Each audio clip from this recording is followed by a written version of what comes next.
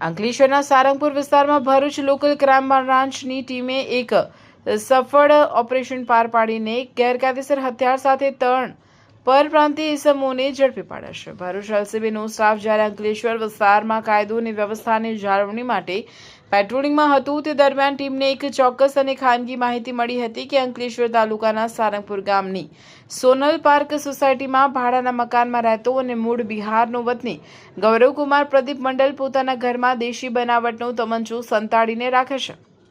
આ ચોક્કસ બાતમીના આધારે એલસીબી પોલીસે સોનલ પાર્ક સોસાયટીના સંબંધિત મકાનમાં ઓચિંતો દરોડો પાડ્યો હતો।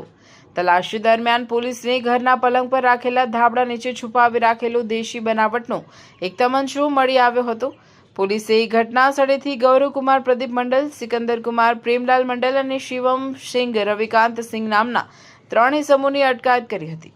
પોલીસે 20,000થી વધુની કિંમતનો એક દેશી તમંચો અને 3 મોબાઈલ ફોન સહિતનો મુદ્દામાલ કબજે કર્યો હતો।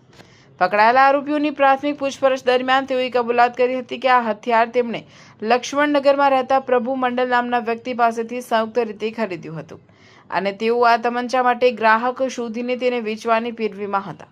આ મામલે એલસીબી પોલીસે હથિયાર સપ્લાય કરનાર પ્રભુ મંડલને વોન્ટેડ જાહેર કર્યો છે અને તમામ આરોપીઓ વિરુદ્ધ અંકલેશ્વર જીઆરડીસી પોલીસ મથકમાં આર્મ્સ એક્ટ હેઠળ ગુનો નોંધી આગળની કાયદેસરની તપાસ હાથ ધરી છે।